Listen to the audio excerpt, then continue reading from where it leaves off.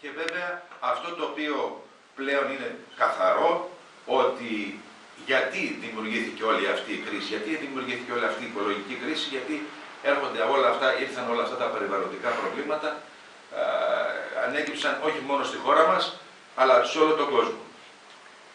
Γεγονός είναι, και αυτό αναγνωρίζεται και από τις οργανώσεις πια διεθνώς, ότι αυτή η ανάπτυξη του καπιταλισμού με πρότυπα παραγωγής και κατανάλωσης, έτσι πως τα έχει διαμορφώσει, και με στόχο την αγορά και το κέρδος, είναι αυτοί που οδηγήσαν εκεί τα πράγματα. Τα πράγματα όντως είναι πάρα πολύ σοβαρά. Θα πρέπει ο καθένας μας να γίνει κοινωνός του προβλήματος. Πέρα από εμάς, ο κάθε πολίτης θα πρέπει να ευαισθητοποιηθεί, να το πάρει προσωπικά, γιατί είναι θέμα πλέον επιβίωσης και ζωής. Δηλαδή με τα λεγόμενα, με μια πορεία που έχει πάρει ο κόσμος και ο πλανήτης μας, πιθανόν αν εξακολουθήσουν τα πράγματα να είναι όπως είναι, πιθανόν ο πλανήτης μετά από 70-60 χρόνια να μην υπάρχει. Λοιπόν, άρα είναι πάρα πολύ σοβαρό ζήτημα ζωής. Τώρα, όλα αυτά λοιπόν εμείς μπορούμε να τα δούμε στον κόσμο μας εδώ στην Εύβοια, και που λίγο πολύ τα γνωρίζουμε. Έτσι τα έχουμε ζήσει όλα αυτά τα χρόνια και μπορώ να αναφερθώ σε συγκεκριμένα προβλήματα. Δηλαδή βλέπουμε εδώ πέρα ότι υπάρχουν υπερκαγιές Φερρυπίν πριν από 2-3 χρόνια, οι οποίες κάψανε τα δάση μας. Αυτές οι υπερκαγιές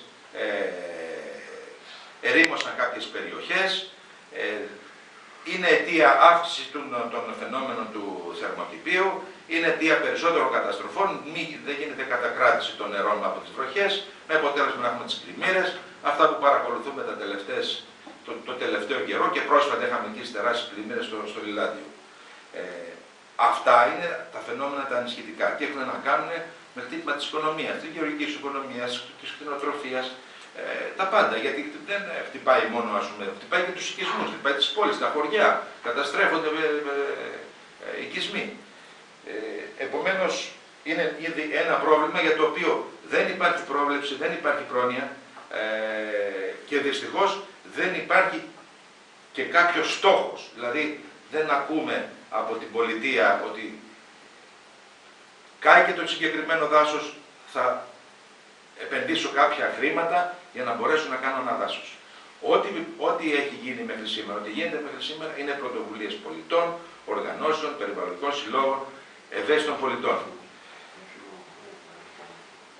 Και από εκεί και πέρα η ίδια η ζωή έχει δείξει ότι αυτή η κάψη των δασών και οι πυρκαγιές μετά από λίγα χρόνια έρχονται σε κάποιους οικοπεδοφάγους και με τις εκλογές της πολιτείας, γιατί φτιάχνονται κάποιοι νόμοι, τέλος πάντων, δίνονται σε κάποια οικοδομικά συμφέροντα. Το ίδιο μπορούμε να δούμε ότι γενικότερα βλέπουμε ότι υπάρχει παραχώρηση δημόσιας γης, εκποιώνται τα φυσικά αγαθά σε μεγαλοεπιχειρηματίες, στο μεγάλο κατασκευαστικό κεφάλαιο. Βλέπουμε στο γύρο μας, ας πούμε, την κατάσταση που έχουμε, Φερρυπίν, με το εργοστάσιο, το χημικό εδώ πέρα, την νεοχημική, που ρηπαίνει εκεί πέρα το μικρό βαθύ. Βλέπουμε τα ναυπηγεία, που εκκλείονται ρηπογόνες ουσίες, περνάς το βράδυ και βλέπεις μυρίζει όλη η περιοχή. Θα είναι προβλήματα καθημερινά, τα οποία τα αντιμετωπίζουν, τα βλέπουμε, αλλά προς το παρόν ακόμα δεν τα έχουμε αντιμετωπίσει. Πρέπει όμως και εκεί κάτι να κάνουμε. Ζητήματα όπως έχουν προκύψει με το αλιβέρι, με την καύση του λιθ, με την προσπάθεια να φέρουν το λιθάνθρακα στο αλιβέρι, ή και τη δημιουργία εργοστασίου του Μαντουδίου, ευτυχώς με την ανάπτυξη του κινήματος καταφέραμε όλοι μαζί τουλάχιστον να μην υπάρξει ανάπτυξη τέτοιας δραστηριότητας. Το ίδιο ισχύει και με το MDF που θέλουν να το χρησιμοποιήσουν στο τσιμεντάδικο και κατ' επέκταση θέλουν να το φέρουν και εδώ στη Χαλκίδα. Προς το παρόν τουλάχιστον πρέπει να είμαστε σε επιφυλακή.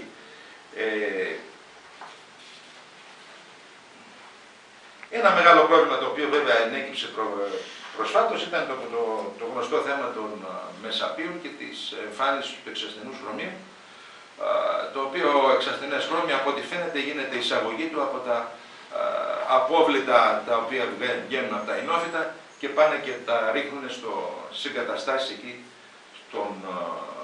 της Λάρκο. κυρίως στους κρατήρες που έχει δημιουργήσει μετά την εξόρυξη του νικελίου, όπου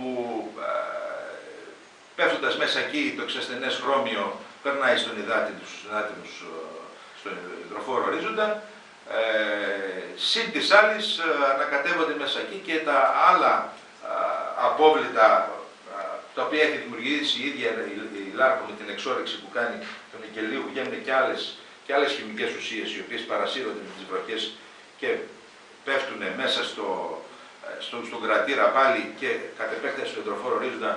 Επομένως το νερό πέρα από εξασθενές χρώμιο έχει αποκαλυφθεί ότι έχει και πολύ βαριά μέταλλα, έτσι, τα οποία είναι εξίσου επικίνδυνα, με αποτέλεσμα εν ολίγης να έχουμε δημιουργήσει ένα τεράστιο πρόβλημα κοινωνικό αυτή τη στιγμή στα Μεσάπια, μόνο για τον έλεγχο της ποιότητας του νερού, έτσι, και για τίποτα άλλο. Δεν έχει καμία σχέση με τον ίδρυυση, με την αποχέτευση, τα απορρίμματα.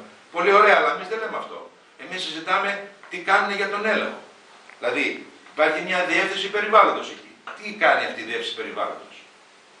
Κάποιος βέβαια υπόθηκε μέσα στη συζήτηση στο Νομαρχικό Συμβούλιο ότι η διεύθυνση περιβάλλοντος απαρτίζεται από τρία μέλη. Άρα αυτά δεν προλαβαίνουν να τρέξουν.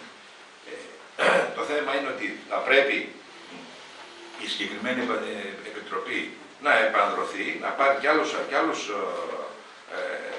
υπαλλήλους, στους οποίους θα πρέπει να πάσα στιγμή η ίδια να στέλνει και να κάνει τους ελέγχους. Εδώ περιμένουν, έχουμε το εξής το φοβερό, ότι περιμένουν η Επιτροπή Περιβάλλοντος, η Διεύθυνση Περιβάλλοντος περιμένει την καταγγελία κάποιου ιδιώτη, και μάλιστα να είναι και επώνυμη, λοιπόν, για να τρέξει να κάνει κάποιον έλεγχο. Και δεν ξέρουμε και πώς γίνεται για τους έλεγχους εταιρείες. Επομένως, μην βγάζουμε τις ευθύνες μας από πάνω. Έχουν και αυτοί κάποιο ρόλο να παίξουν. Δεν τους είπαμε θα λύσουν το πρόβλημα του νερού, αλλά πρέπει το νερό αυτό να το ελέγχουν. Εικόνα που πλέον ο βόρειος εποϊκός σιγά σιγά αργοπεθαίνει. Τα ψάρια τα οποία τρώμε και τα αστρακοδί τα οποία τρώμε είναι μολυσμένα με βαρέα μέταλλα. Επομένως, καταλαβαίνουμε πού μπορεί να πάμε. Εμείς για όλα τα παραπάνω θα προσπαθήσουμε και θα εντείνουμε τις προσπάθειές μας. Η δυναμική που έχει πλέον αποκτήσει αυτό το περιβαλλοντικό κίνημα στην Εύβοια πιστεύουμε ότι είναι σημαντική, αλλά θα πρέπει και περισσότερο να ενδυναμωθεί. Πρέπει όλοι οι πολίτες, όπως ανέφερα και προηγούμενα, να γίνουν κοινωνοί των προβλημάτων και να μετέχουν, διότι είναι πλέον ένας αγώνας ζωής. Ευχαριστώ.